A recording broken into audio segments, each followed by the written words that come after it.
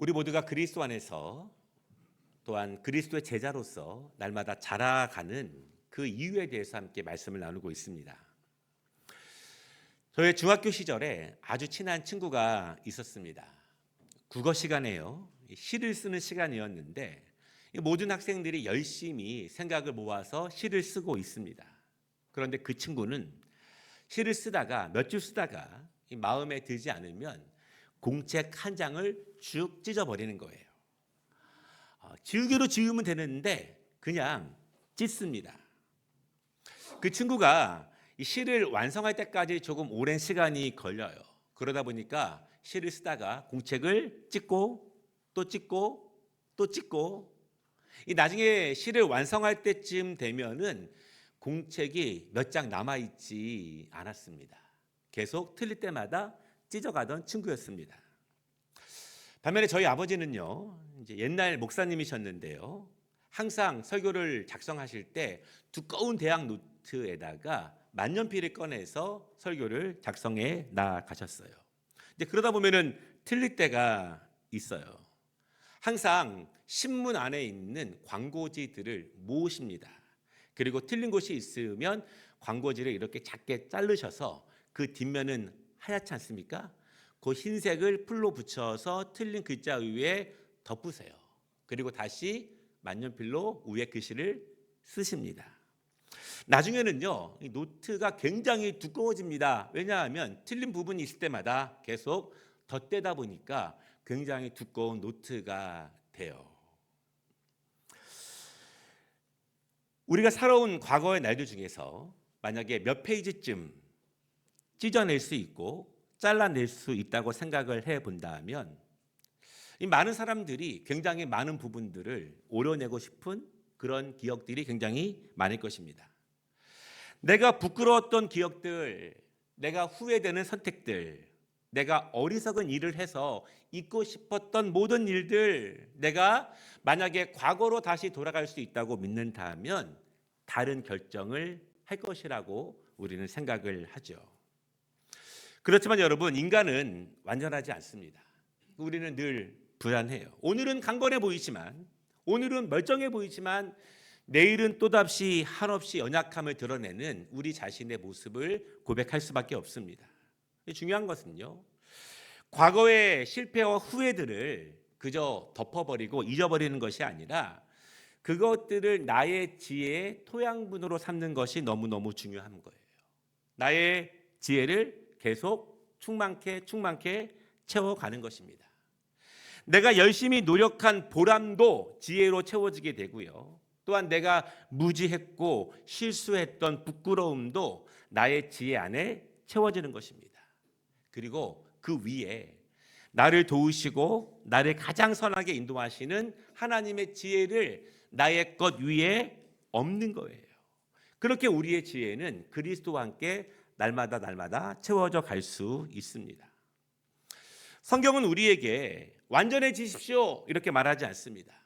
다만 과거의 아픔을, 과거의 실패를, 후회를 계속 내가 반복하지 않도록 계속 지혜를 채워가라고 우리에게 말씀하고 있어요. 그래서 어제보다 조금 더 나은 오늘, 오늘보다 더욱더 선한 내일을 위해서 분투하라. 성경은 그렇게 우리에게 가르쳐 주고 있습니다. 오늘 우리가 시편 107편의 한 부분을 같이 읽었는데요. 그런데 이 107편의 마지막 절은 이렇게 마무리하고 있어요. 지혜 있는 자들은 이러한 일들을 지켜보고 여호와의 인자하심을 깨달으리로다. 지혜 있는 자들은 과거의 일들을 지켜보면서 과거에 있었던 과거에 하나님이 하셨던 일들을 지켜보면서 현재와 미래의 일들을 지혜롭게 진행해 나아갈 것이다. 그런 의미입니다. 그리스도인들이 자라나야 하는 이유는요, 결국 나의 지혜가 날마다 온전해지기 위해서입니다. 어떤 지혜냐면 하나님께서 내 인생을 주관하신다는 지혜. 내 인생은 하나님의 손에 달려 있다는 것을 깨달을 수 있는 지혜. 오늘 말씀을 통해서 우리의 인생의 주인 되시고 나를 가장 선한 길로 인도하시는 하나님을 인정하고 의지하고 그분의 지도하심을 잘 따라가는 우리 모두 되시기를 주님의 이름으로 축복합니다. 첫 번째 말씀은요, 자라남, 지혜를 채우는 여정. 아주 단순하고 간단한 아재 개그가 있습니다. 국어 공부를 잘해야 주제를 알고, 산수 공부를 잘해야 분수를 잘한다. 지금 내가 어디쯤 서 있고 내 주위에서는 어떤 일들이 일어나고 있는지, 그래서 지금 내가 무엇을 해야 하는지, 지금 내가 머뭇거리면 내가 어떻게 되는지에 대해서 깨달을 수 있는 지혜가 너무너무 중요해요. 왜 지금 나는 더욱더 힘을 내야 하는지, 왜 지금 나는 내 삶의 범위들을 넘어서야 하는지, 그것을 깨닫는 지혜가 중요합니다. 우리가 하루하루 성실히 집중하며 살아가는 것도 중요하겠지만, 내 주위를 둘러보면서, 사회적인 상황들을 바라보면서, 이 땅에 흐르고 있는 영적인 기류들을 바라보면서 내가 어디에 뜻을 모아야 하는지, 내가 어디에 마음을 모아야 하는지, 그것을 내가 분별하고 결정하고 그 길을 걸어가는 것은 너무너무 중요합니다. 왜냐하면 우리가 깨어있지 않으면 우리를 요동케 하고 우리를 흔들어대는 것들이 너무나 많은 이 세상이기 때문에 그래요. 오늘 우리가 읽은 시편 107편입니다. 바로 그 앞에는요, 5권 이렇게 써 있어요. 이 시편이 총 150편인데요. 이 세부적으로는 150편이 5권으로 구분되어 있습니다. 그리고 각 권은요, 어떤 시대적인 상황에 어떤 성도들이 굉장히 많이 읽었던 성경들, 시들, 기도문들, 그것들을 각각 구분해서 모아놓은 것이 시편에 있는 각각의 권들이에요. 그리고 오늘 우리가 읽은 5권의 시작이 바로 107편입니다. 그러면 이 시편 5권은 어떤 사람들이 많이 읽었을까? 어떤 시대에 많이 읽혀졌을까? 그것은요, 이스라엘 백성들이 바벨론의 포로로 끌려갔던 시절에 그들이 고생하며 고향을 생각할 때, 굉장히 어려운 가운데 있을 때 그들이 소망을 가지고 기도하면서 많이 불렀던 시편들, 기도문들이 바로 5권에 있는 시들입니다. 이스라엘 백성들이 바벨론의 포로로 끌려갔습니다. 그리고 길게는 70년, 짧게는 50년 정도 멀리 떨어진 곳에서 포로 생활을 하게 되죠. 그때는 정말 절망의 시간입니다. 우리 민족도 그 시절을 아직도 잊지 못하고 있죠. 그때는 눈물의 시간이었습니다. 그때는 육신도 괴롭지만 마음은 또한 심히 괴로운 시간이에요. 나라가 망했다는 것이 이토록 큰 고통을 그 모든 백성들에게 준다는 것, 그래서 나라가 망한다는 것에 대해서 크게 후회했던 시간이고요. 나라가 무너지고 있음을 깨닫지 못한 것, 그때 선지자들이 외치고 있었을 때 그것을 무시한 대가가 이토록 처참하다는 것을 그 바벨론 포로 생활 중에 그들은 경험하고 있습니다.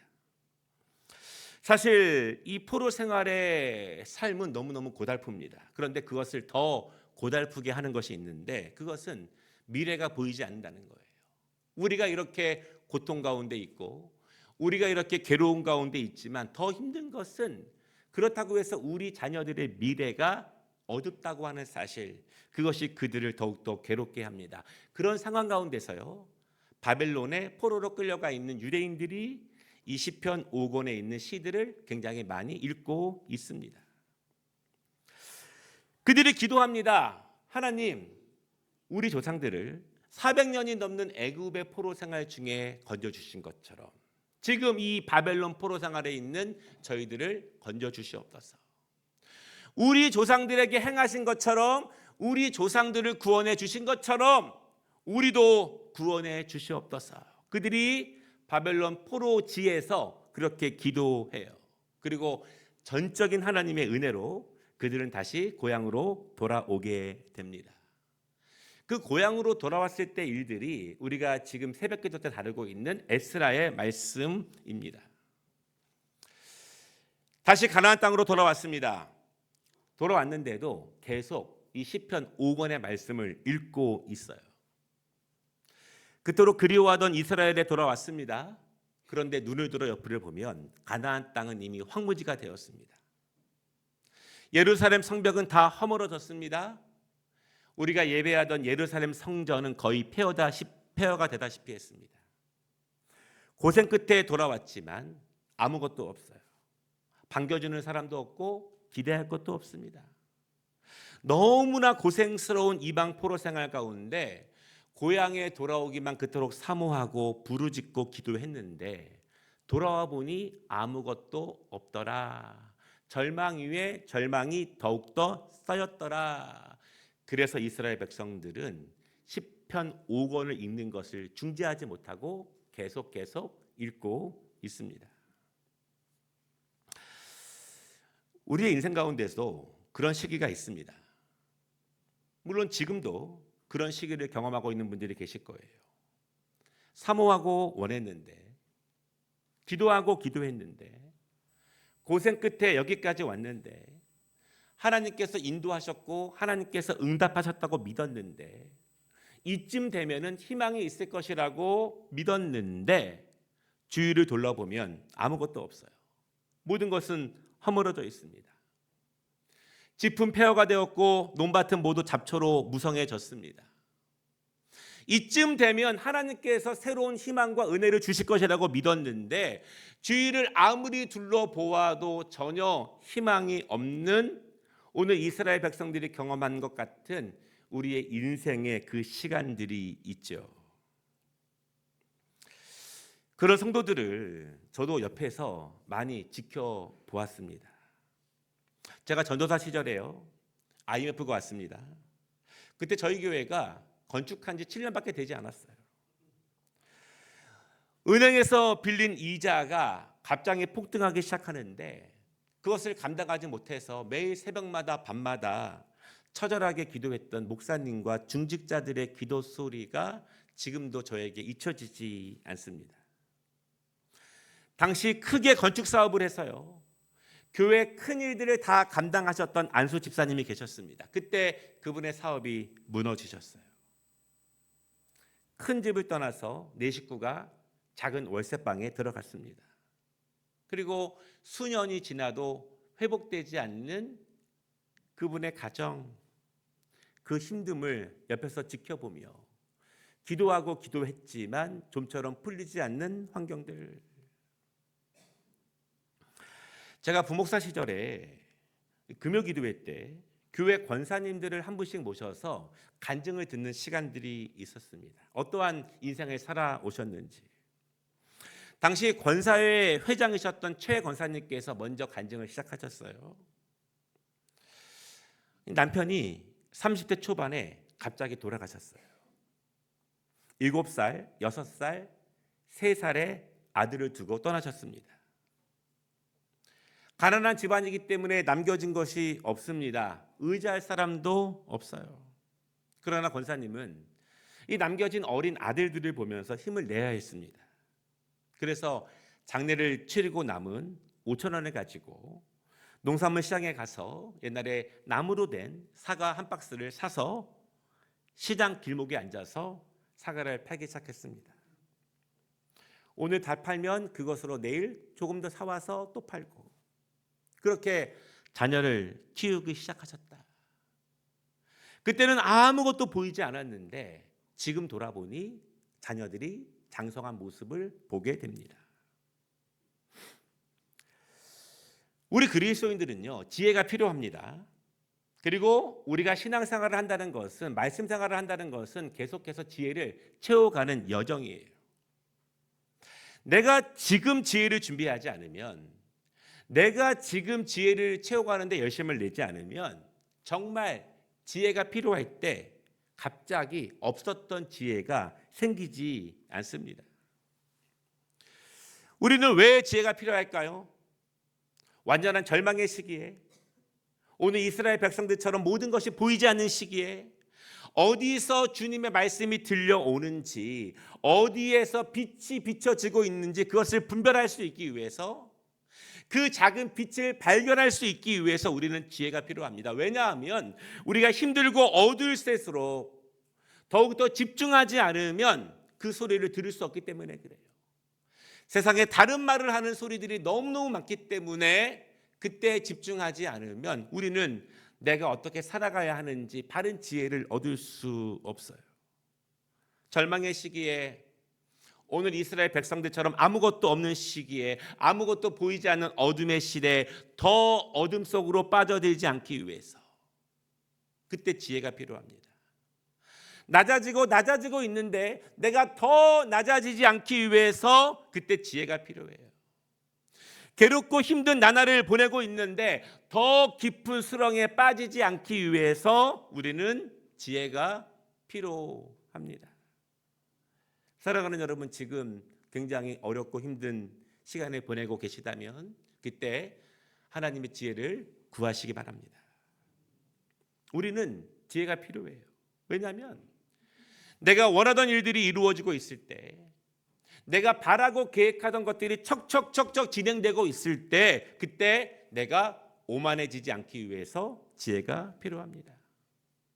내가 여유로운 삶을 살고 있습니다. 내가 어느 정도 풍요로운 삶을 살고 있습니다. 내가 너무너무 내 뜻대로 잘 돼서 내가 하나님의 은혜를 잊지 않기 위해서 우리는 지혜가 필요해요. 내가 웬만큼 잘 되고 있지만 그것으로 끝나는 것이 아니라 그 위에 하나님의 지혜가 덮여질 수 있도록, 그 위에 하나님의 도우심이 임해서 나를 통해서 지금보다 더 많은 하나님의 역사를 이루기 위해서, 나를 통해 더 큰 하나님의 나라에 동역하기 위해서 우리는 잘 되고 있지만 그래도 하나님의 지혜가 더욱더 필요합니다. 우리는 지혜가 필요해요. 평범한 날들을 보내고 있습니다. 어제와 거의 비슷한 오늘을 또 보내고 있습니다. 거기에 우리가 만족해서 너무 익숙해져서 내가 서서히 침몰하지 않도록, 나도 모르는 사이에 내가 서서히 어둠 속으로 들어가지 않도록 분별할 수 있는 지혜가 필요해요. 어제 같은 오늘이 계속되지만 그럼에도 나를 여기에 그냥 두지 않으시고 나를 더 높이시기를 원하시고 나를 더 깊게 하시기를 원하시고 나를 더 세우시기를 원하시는 하나님의 뜻을 내가 바르게 분별하기 위해서 우리는 지혜가 필요합니다. 사랑하는 여러분, 우리가 신앙생활을 한다는 것은요, 결국 지혜로 나를 계속 채워가는 것입니다. 더욱더 지혜로워지는 것, 그것이 내가 잘한다는 증거가 될 거예요. 우리의 실패도 지혜로 채워질 수 있습니다. 내가 경험한 아픈 상처도 지혜로 채워질 수 있어요.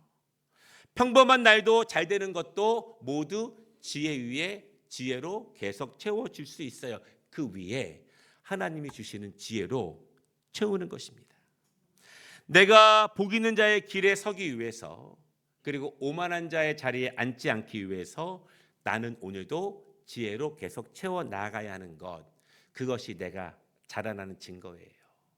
오늘 주의 말씀을 통해서 계속 지혜를 채워 나가시기를 주님의 이름으로 축복합니다. 두 번째 말씀은요, 앞서간 성도들이 어떻게 했는지를 보고 걸어갈 수 있는 지혜입니다. 우리가 읽지 않았지만 오늘 107편 1절, 2절, 3절을 보시면 이 백성들이 하나님께 감사하고 있습니다. 그들이 왜 감사합니까? 그들이 바벨론에 있었는데, 고통 가운데 있었는데, 그토록 부르짖었을 때, 기도했을 때 하나님이 그들의 기도를 외면하지 않으시고 동서남북으로 흩어져 있는 모든 백성들 다시 이스라엘 땅으로 돌아오게 하신 은혜를 경험하니 하나님께 감사하고 있는 것입니다. 지금은요, 바벨론에서 감사하고 있는 것이 아니라 돌아온 다음에 감사하고 있는 거예요. 그때는 너무너무 힘들었는데, 그때는 처절하게 기도했는데 하나님이 우리의 기도를 외면치 않으시고 애굽에서 부르짖어 기도한 조상들의 기도를 응답하신 것처럼 우리도 말씀을 의지하며 믿고 기도했을 때 우리도 구원해 주신 하나님의 은혜를 경험하면서, 체험하면서 감사를 하나님께 드리고 있어요. 이스라엘 백성들이요, 잘한 것이 있어요. 비록 그들이 자신들의 죄 때문에 포로로 끌려갔지만, 자신들의 죄 때문에 수십 년을 고통 속에서 살아갔지만, 그럼에도 절망에만 빠지지 않고 더 어두워지지 않고 더 낮아지지 않고 더 깊은 수렁으로 빨려 들어가지 않고 현실과 타협하지 않고 세상적인 나쁜 길, 나쁜 지혜를 구하지 않고 하나님께 처절하게 회개했다는 점입니다. 그리고 조상들에게 함께 하신 하나님의 은혜를 그들도 구했다는 것, 부르짖었다는 것, 그것이 그들이 가장 나쁜 상황에서 가장 잘한 일이에요. 가장 어두운 상황에서, 가장 나쁜 상황에서, 가장 괴로운 상황에서 하나님을 찾는 것, 하나님께 나아가는 것, 조상들에게 이루신 하나님의 일을 기억하면서 그렇게 부르짖는 것, 그것이 가장 잘한 일입니다. 그래서 우리가 오늘 함께 읽은 이 33절부터 39절까지의 말씀 안에는 이스라엘 백성들이 가지고 있는 하나님에 대한 분명한 믿음이 이 안에 담겨져 있어요. 하나님께서 우리 조상들에게 이렇게 하셨습니다. 우리 조상들이 부르짖었더니 돌아오게 하셨습니다. 우리가 바벨론에서 부르짖었더니 돌아오게 하셨습니다. 우리를 포로 생활 중인 바벨론에서 우리의 인생이 끝나지 않고 다시 돌아오게 하셨습니다. 그 하나님을 의지하고 있습니다. 사랑하는 여러분, 우리의 인생에 우리는 때로는 안개 속과 같은, 미로 속과 같은 길을 걸어갈 때가 있죠. 우리는 우리의 앞날을 잘 예측하지 못할 때가 있습니다. 그래서 때로는 어리석은 선택을 하고 후회스러운 선택을 하게 되죠. 그러나 우리에게 필요한 것이 있습니다. 이스라엘 백성들처럼 우리 조상들에게 행하신 하나님의 일을 보면서, 그 역사를 보면서 우리는 그 말씀을 통해서 내가 살아갈 수 있는 지혜를 얻는 거예요. 그것이 현명합니다.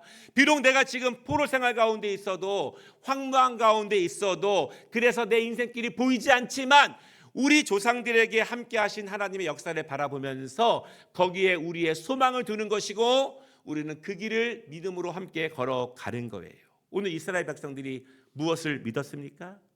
첫째는요, 좋았던 것이 가장 나쁘게 되는 하나님의 역사하심을 그들은 믿게 됩니다. 33절을 보면은요, 하나님이 이런 일을 행하셨습니다. 강이 변하여 광야가 되게 하십니다. 샘이 변하여 메마른 땅이 되는 거예요. 점점 나빠집니다. 가장 아름다운 것들이 가장 악하고 나쁜 것으로 변해갑니다. 34절, 옥토가 염전 못 쓰는 땅이 되어버렸어요. 하나님은 이렇게 행하시는 분이에요. 왜요? 34절에 보면은요, 그 백성들이 악하기 때문에, 악할 때 가장 아름다운 것도 가장 나쁘게 인도하시는 하나님, 이스라엘 백성들은 조상들에게 행하신 하나님의 역사를 기억합니다. 하나님은요, 우리 인생들의 죄가 차면 우리를 조금만 나쁘게 하시는 것이 아니라 가장 나쁘게 하십니다. 왜냐하면 그래야 하나님께서 행하셨다는 것을 명확히 깨달을 수 있기 때문에 그래요. 하나님은요, 처음에는 말씀하십니다. 제가 새벽에 이런 말씀 많이 드리지 않습니까? 말씀을 들을 때, 말로 할 때 듣는 것이 가장 지혜로운 길이다. 하나님은 선지자를 통해서, 주의 종을 통해서 경고하십니다. 경고하세요. 그때 깨닫지 못하면 하나님은 조금만 징계하셔서 이것이 하나님의 손길 안에 있다는 것을 우리가 모르지 않도록 완전히 깨부수세요. 조금만 망하게 하는 것이 아니라 완전히 망하게 하십니다. 그래야 하나님께서 하신 이름을 알기 때문에 그래요. 우리는 이 사실을 깨닫는 것이 지혜입니다. 하나님께서 당신의 종들을 통해 경고하실 때, 말씀으로 하실 때 그것을 깨닫는 것이 가장 복된 지혜예요. 그 다음은요, 약간 어려워질 때 그때 하나님의 뜻이 있음을 깨닫는 것이 그래도 큰 지혜예요. 완전히 망했음에도 내가 지금이라도 하나님께 돌아가야 한다는 것을 깨닫는다면 이것은 마지막 지혜가 됩니다. 구약의 선지자들은요, 그때마다 하나님의 뜻을 이스라엘 백성들에게 경고했습니다. 선포했습니다. 그러나 지금 이 시를 읽고 있는 이스라엘 백성들의 부모 세대들은요, 선지자들이 선포할 때 깨닫지 못했고, 약간 망하게 될 때 돌아오지 못했고, 완전히 망했을 때, 포로로 끌려갔을 때, 그때 이 모든 것이 하나님의 말씀대로 되었음을 그때 깨닫게 됩니다. 하나님이 그런 신분이라는 것을 깨닫게 돼요. 어찌 보면 늦었지만 마지막 지혜를 붙잡은 것입니다. 늦었지만 그때라도 더 낮아지지 않고 더 망하지 않고 그때라도 하나님께 부르짖었기 때문에 하나님께서 그들의 손을 붙잡아 주셔서 오늘 다시 이스라엘 땅으로 돌아오게 하셨어요. 많은 분들은 변화를 꿈꿉니다. 많은 분들은 회복을 위해 기도합니다. 많은 분들은 하나님의 전적인 은혜를 통해서 우리의 모든 삶들이 변화되기를 바라고 사모하고 기도하죠. 여러분, 그런데 회복의 시작은요, 지혜입니다. 변화의 시작은 지혜가 필요해요. 하나님의 말씀을 통해서 내가 깨닫는 지혜가 필요합니다. 다시 풍성함으로 나아가기 위한 시작, 첫걸음은 하나님의 말씀을 통해서 나의 생각과 나의 주관과 나의 고집들이 깨어지는 것이에요. 복의 근원이 어디에 있는지, 생명의 뿌리가 어디에 있는지를 다시 깨달을 수 있는 것이 지혜이고, 왜 망했는지, 왜 변화가 없는지, 왜 풀리지 않는지를 깨닫는 것이 지혜입니다. 이 모든 것은 하나님의 손에 달려 있기 때문에 그렇죠. 그러므로 이스라엘 백성들이요, 조상들에게 행하신 하나님의 역사를 보면서 다시 소망을 가질 수 있는 이유가 있어요. 오늘 두 번째로 하나님의 손에 붙들리면 가장 나빴던 것이 가장 아름답게 변하기 때문에 그래요. 하나님이 다시 역사하시면 어떻게 되는가? 최악의 것들이 가장 아름다워집니다. 35절을 보십시오. 광야가 다시 변하여 못이 됩니다. 메마른 땅이 다시 변하여 샘물이 됩니다. 변해야 돼요. 하나님의 손에 이끌려서 변해야 됩니다. 36절, 그래야 그곳에서 목마르고 배고픈 자들이 먹고 마시며 살아갈 수 있습니다. 그래야 37절에 있는 것처럼 밭에 씨를 뿌리면 풍성한 열매를 맺을 수 있습니다. 38절, 그래야 가축들이 푸른 초장과 맑은 시냇물을 마시면서 더욱더 풍성해질 수 있는 거예요. 이스라엘 백성들은 지금 완전한 절망 가운데 있는 포로에서 돌아온 그들은 눈앞에 보이는 것은 아무것도 없지만 그들이 다시 소망할 수 있는 것은, 다시 붙잡는 것은, 이렇게 망하게 하신 것도 하나님이신데 다시 우리를 세우시고 높이시고 강건케 하시고 우리의 모든 환경을 변하게 하실 분도 하나님이라는 사실을 굳게 믿었기 때문입니다. 오늘 이 시편 100지편의 마지막 절은 이렇게 말하고 있어요. 지혜 있는 자들은 이러한 일들을 지켜보고 여호와의 인자하심을 깨달으리로다. 너희가 지혜가 있다면 너희 조상들이 걸어갔던, 그리고 하나님이 행하셨던 일들을 보면서 어떻게 살아가는 것이 가장 복된 일인지, 언제 하나님이 축복하시는지 그것을 깨닫는 것이 지혜 있는 자들의 모습이라는 것입니다. 말씀을 마치겠습니다. 우리는 자주 내가 지금 하고 있는 일들이 왜 잘 안 되고 있는지에 대해서 고민하고 기도할 때가 있어요.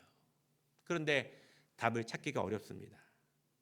우리는 어떻게 해야 나의 계획이 실행되고 나의 사업이 확장되고 우리 자녀들이 복을 누리며 살아갈지에 대해 기도하지만 그 답을 찾지 못할 때가 많이 있습니다. 여러분, 그렇지만 그 답을 내가 찾아야 되는 것은 아닙니다. 또한 그 답을 찾기 어려운 것도 아니에요. 하나님은 그 답을 이미 말씀 안에서 우리에게 주셨습니다. 내가 자라난다는 것은 결국 말씀의 지혜로 나를 채워가는 것입니다.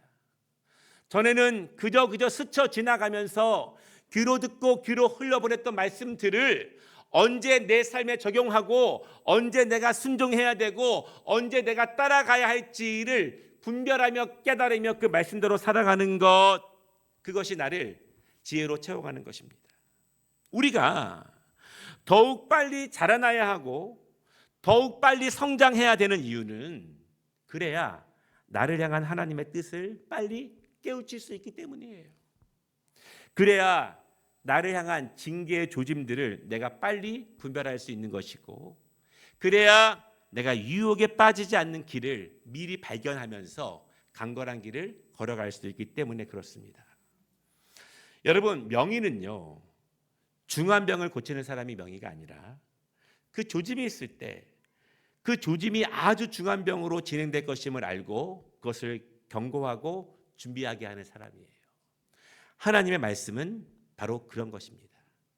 그래서 우리는 더욱더 잘 자라야 합니다. 우리가 열심히 노력하고 또한 의지를 가지고 힘써 살아가지만 그 위에 하나님의 말씀으로 지혜를 덮어야 하는 이유예요. 매주 말씀을 드립니다. 내가 잘 자라나야 하는 것은 다른 사람 좋은 일 시키는 것이 아니라 내가 주 안에서 복을 받는 것이고 내가 잘 되는 길이고 내 영혼이 강건해지는 길입니다. 주의 지혜로 오늘보다 내일 더욱더 잘 자라가시기를 주님의 이름으로 축복합니다.